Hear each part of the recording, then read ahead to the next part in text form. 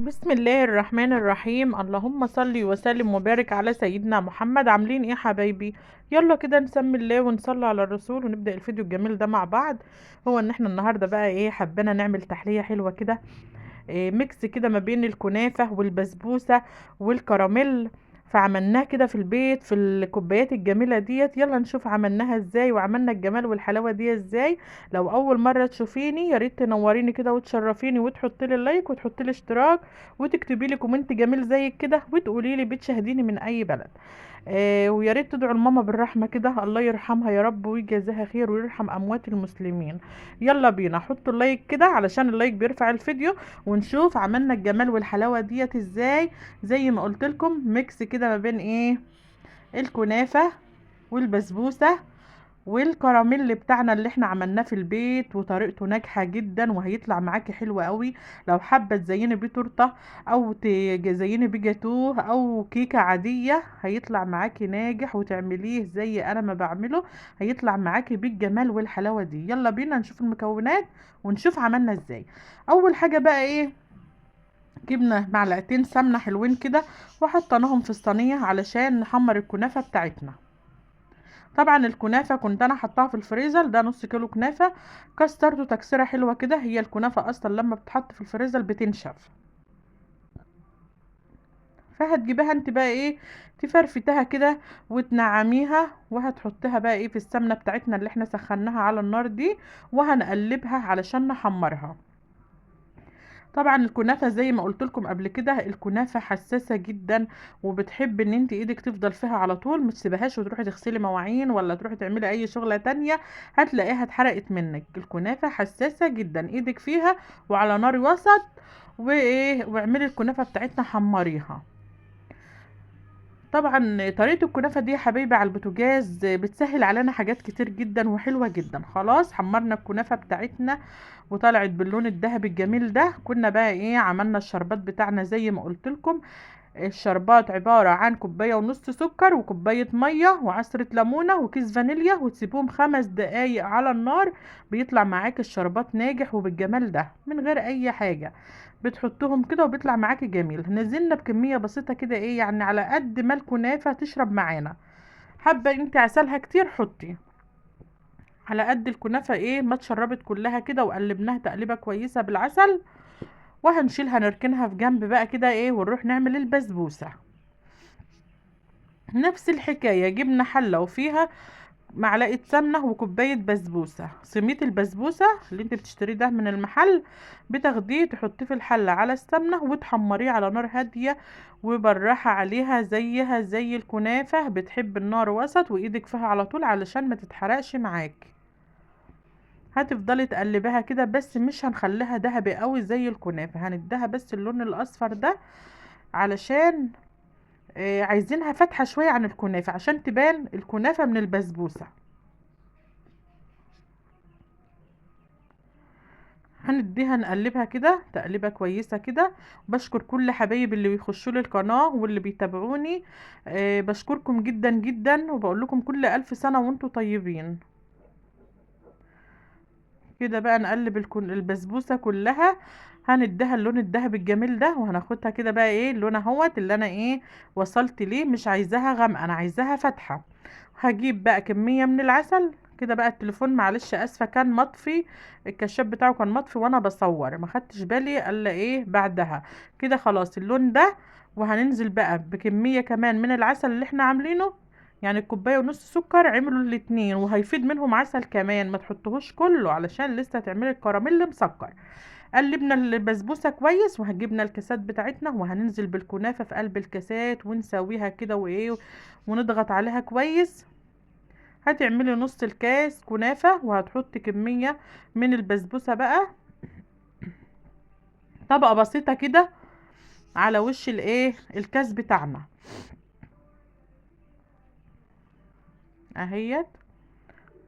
معلقه او معلقه ونص هيديكي طبقه ايه كويسه كده، وهتبان ان الكنافه غير البسبوسه خالص. علشان كده بقولك ما تغمقيش البسبوسه علشان تبان ان هي بسبوسه مش كنافه.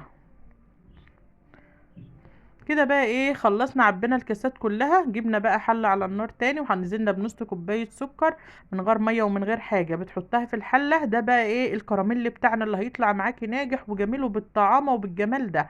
وتحطيها على النار وتقلبي، هتفضلي ايديكي في السكر لما يكرمل معاكي. السكر ده بيسيح من غير ميه ومن غير اي حاجه. بتحطيه على النار وتقلبي تقلبي تقلبي، هتلاقيه بيبدأ يسيح معاكي ويديك اللون ايه، لون الكراميل بتاعنا، لون التوفة الجميل اللي انت ايه بتشتريها من المحل ده او الكراميلا، يبقى نفس اللون كده. خليكم معايا، واللي وصل لحد هنا كده يصلي على النبي كده ويحط لي اللايك، وما ينسانيش باللايك ويكتب لي كومنت جميل كده. اعملي الطريقة وهتطلع معاكي جميلة جدا وهتعجبك وتعجب اولادك. خلاص بدأ الكراميل بتاعنا يسيح اهوت، السكر بتاعنا اسفه بدأ يسيح، هيبدأ ان هو ايه يسيح معانا كده ويكرمل بقى. انا حبيت ان انا افضل معاكم خطوة بخطوة عشان ما تقولوش هي عملته ازاي، ولا ان هي مثلا جابت حاجة تانية وحطتها. لا، السكر اهو بيدوب وبيسيح وبيغير اللون، بس بتعمليه من غير ميه على الناشف. جبت بقى ايه 4 معالق من النشا وعليهم كوبايه ونص ميه وقلبتهم. هفضل اقلبهم كويس لما الكراميل بقى بتاعنا يسيح علشان ننزل بيهم على ايه، على الكراميل بتاعنا اللي هو السكر المتكرمل. شوفي بقى السكر طلع معانا عامل ازاي، ساح السكر، نص كوبايه سكر ساحت وبقت بالجمال والحلاوه ديت، اللون جميل. تفضلي تقلبي لما السكر يدوب خالص. هنزل بالنشا بقى على السكر بتاعنا. اول ما هتنزلي بالنشا على السكر هتلاقي السكر ده بقى مسك في الحله من تحت ومش عايز يفك. هتبداي انتي بالراحه كده بالمعلقه وتفكيه حبه حبه، هيسيح معاكي، تفك وتقلبي تفك وتقلبي، هيبقى عامل زي الكراميلا كده، بس هيبدا يسيح معاكي. فضلت اقلب فيه اقلب فيه، ما تخافيش هو بيجمد وبينشف بس بيسيح تاني على نار هاديه علشان النشا ما يمسكش منك قبل الكراميل ما يفك. هدي النار، اول ما تحطي النشا هدي النار على الكراميل وقلبي قلبي قلبي قلبي لحد ما يسيح كله ويطلع معانا بالقوام الجميل ده.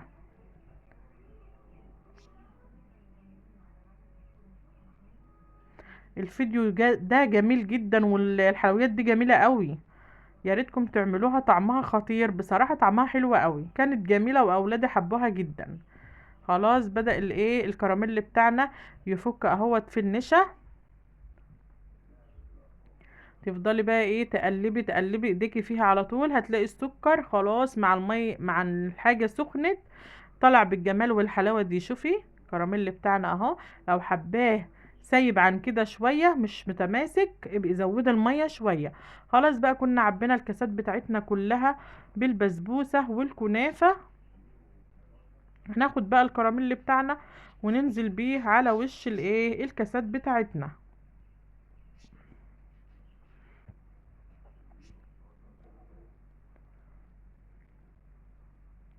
طريقة سهلة جدا وكلها بتتعمل على البوتاجاز من غير فرن ومن غير اي مجهود. بتعمليها في 10 دقايق وانت واقفة، ما بتكلفش وقت ولا بتكلف يعني كميات كبيرة ولا حاجة. هو نص كنافة وعندك كوباية بسبوسة، حاجات بتبقى فايضة منك من الحلويات تعمليها، والسكر موجود عندنا في بيوتنا كلنا. هنملى بقى الكاسات كلها كده ايه بالكراميل بتاعنا الجميل ده. والكراميل طالع ناجح وجميل جدا، لو حابه تحطيه على تورتايه على كيكايه على صينيه كنافه كمان عادي بيطلع معاكي جميل كده وحلو اوي طعمه لذيذ قوي.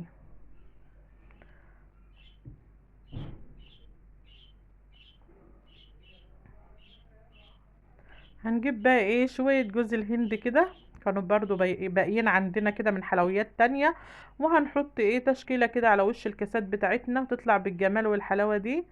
لو اول مره تشوفي قناتي يا ريت تشرفيني كده وتنوريني وتحطي لي اللايك وتحطي لي اشتراك علشان قناتنا تكبر على اليوتيوب.